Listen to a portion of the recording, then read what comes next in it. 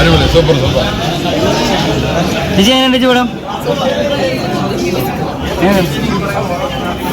പടം തിയേറ്ററിൽ കണ്ടപ്പോൾ എക്സ്പീരിയൻസ് എങ്ങനെയുണ്ടായിരുന്നു? അടിപൊളി, ഗംഭീരമായിട്ട്.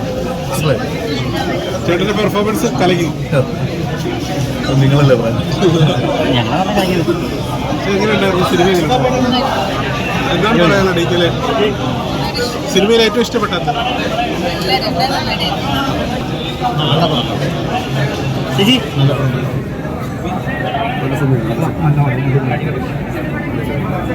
മോനിസ് പറയാ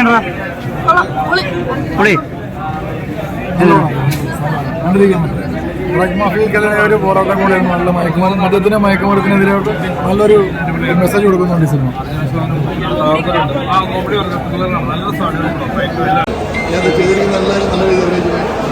നാട്ടിൽ സാധാരണ കോമഡി സിനിമകളാണ് ചെയ്യുന്നതെങ്കിൽ പോലും അതിൽ നിന്ന് വ്യത്യസ്തമായിട്ട് ആദ്യമായിട്ട് ഇക്കാടെ ഒരു ത്രില്ലർ സിനിമ അതിന് പക്ഷേ അതിൽ കോമഡിയുണ്ട്, ചിരിക്കാനുള്ള കുറേ നർമ്മ മുഹൂർത്തങ്ങളുണ്ട്. പക്ഷെ എനിക്ക് തോന്നുന്നു എല്ലാവരും ഒന്ന് തിയേറ്ററിൽ ഒന്ന് കാണുകയാണെങ്കിൽ കുറച്ച് നേരം ചിരിക്കും. ഇപ്പോൾ നല്ല ഹിറ്റ് സിനിമകൾ ഓടുന്ന സമയമാണ്, ആ സമയത്ത് തന്നെയാണ് തിരക്കിയത്. എല്ലാവരും സുധീരേട്ടൻ്റെ കോമഡി ഉണ്ട്, അതാണ് വില്ലനായിട്ട് കോമഡി ഉണ്ട്. അത് പറയുന്നില്ല, സസ്പെൻസ് ആണ്, കണ്ടു മനസ്സിലാക്കണം. അതാ ഞാൻ പറഞ്ഞത്, ഞാൻ സീരിയസ് ആയിട്ട് ചിരിക്കാൻ ഞാൻ ആലോചിക്കും.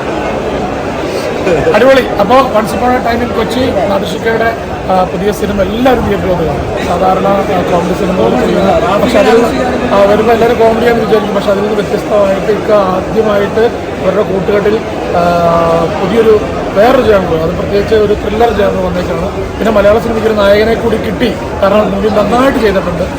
പിന്നെ ഇത് കോമഡി ഇല്ലാന്ന് വിചാരിക്കേണ്ട, ഇതിനകത്ത് അത്യാവശ്യത്തിന് കോമഡി ഉണ്ട്, നല്ല മെസ്സേജ് ഉണ്ട്. അത് ഞാൻ പറയേണ്ടതെന്ന് വിചാരിച്ചിരുന്നതാണ്. അതിൻ്റെ സസ്പെൻസും കാര്യങ്ങളും അതാണ്. തിയേറ്ററിൽ ഒന്ന് കാണുക, യുവതലമുറയ്ക്കൊരു മെസ്സേജ് കൂടിയാണ് സിനിമ. കാണുക എന്നാലും once upon a time in Kochi കാണുക. Once upon a time in Kochi പടത്തിൻ്റെ പേരും അതായത് റാഫി നാദിർഷ കൂട്ടിയിട്ടെന്ന് പറഞ്ഞപ്പോൾ ഒരു കോമഡി പടം പ്രതീക്ഷിച്ചു. ഫുൾ കോമഡി പടമായിരിക്കും എന്ന് വിചാരിച്ചത്. പക്ഷേ ഇതൊരു കോമഡി പടമല്ല, ഇതൊരു ഇൻവെസ്റ്റിഗേഷൻ ത്രില്ലർ. അതായത് ഈ കൊച്ചിയിൽ നടക്കണ മറ്റേ മയക്ക് മരുന്ന് മാഫിയ കാര്യങ്ങൾ, ആ സംഭവമാണ് പറയുന്നത്. പടം എന്തായാലും ഒരു വാച്ചബിളായിട്ട് തോന്നി. പിന്നെ സെക്കൻഡ് ഹാഫ് എന്ന് പറഞ്ഞാൽ ഇതിൽ ഒരുപാട് ട്വിസ്റ്റ് വരുന്നുണ്ട്. അതേപോലെ തന്നെ സെക്കൻഡ് ഹാഫിലും അത്യാവശ്യം കോമഡികളൊക്കെ വരുന്നുണ്ട്. ക്ലൈമാക്സ് ആയപ്പോൾ റിയാസ് ഖാൻ്റെ ഒരു അടിച്ചു കയറി വരവുണ്ട്, അതൊക്കെ നല്ല രസമായിരുന്നു. പുള്ളിയുടെ കോമഡി നല്ല രസമായിട്ട് ചെയ്തിട്ടുണ്ട്. പിന്നെ ക്ലൈമാക്സിൽ അർജുന അശോകൻ മറ്റേ രോമാഞ്ചത്തിൻ്റെ ഒരു റെഫറൻസ് കൊണ്ടുവന്നിട്ടുണ്ട്. പൊതുവെ പറയുകയാണെങ്കിൽ അഭിനയം കൊണ്ടൊക്കെ മറ്റേ അർജുന അശോകൻ നല്ല രീതിയിൽ ചെയ്തിട്ടുണ്ട്. എന്തായാലും പടം ഒരു വാച്ചബിളായിട്ട് തോന്നി, കണ്ടു. നടൻ്റെ അതിശക്തമായിട്ടുള്ള ഒരു കഥാപാത്രം.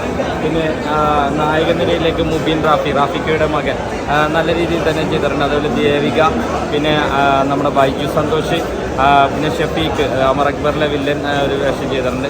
റിയാസ് ഖാൻ്റെ ക്യാമിയോ റോൾ നല്ല രീതിയിൽ തന്നെ വർക്കൗട്ട് ആയിട്ടുണ്ട്. പിന്നെ നാദിർഷിക്കാൻ്റെ അനിയൻ സമ്മദ് നല്ല രീതിയിൽ തന്നെ ചെയ്തിട്ടുണ്ട്. അങ്ങനെ ഒരുപാട് ആർട്ടിസ്റ്റുകളൊക്കെ അവരുടെ റോളുകൾ ഭംഗിയാക്കിയിട്ടുണ്ട്. തീർച്ചയായിട്ടും കോമഡി പ്രതീക്ഷിച്ചിട്ടല്ല നമ്മൾ വരേണ്ടത്. ഇതൊരു ഇൻവെസ്റ്റിഗേഷൻ അല്ലെങ്കിൽ ഒരു ബോധവൽക്കരണം, യുവതലമുറയ്ക്ക് ഒരു ബോധവൽക്കരണം എന്നുള്ള രീതിയിൽ ഇന്നത്തെ സമൂഹത്തിൽ നടക്കുന്ന ഓരോ കാര്യത്തെക്കുറിച്ചുള്ള ഒരു നമുക്ക് ഒന്ന് തുറന്നു കാട്ടുന്ന രീതിയിലുള്ള ഒരു അവതരണമാണ് നാദിർഷിക്ക നടത്തിയിരിക്കുന്നത്. നല്ല രീതിയിൽ തന്നെ എല്ലാവരും ചെയ്തിട്ടുണ്ട്. തീർച്ചയായിട്ടും എല്ലാത്തരം പ്രേക്ഷകർക്കും ഇഷ്ടപ്പെടുന്ന രീതിയിലാണ് അണിയിച്ചിരിക്കുന്നത്. പിന്നെ എടുത്തു പറയേണ്ട ഒരു കാര്യം എന്ന് പറഞ്ഞാൽ മ്യൂസിക്.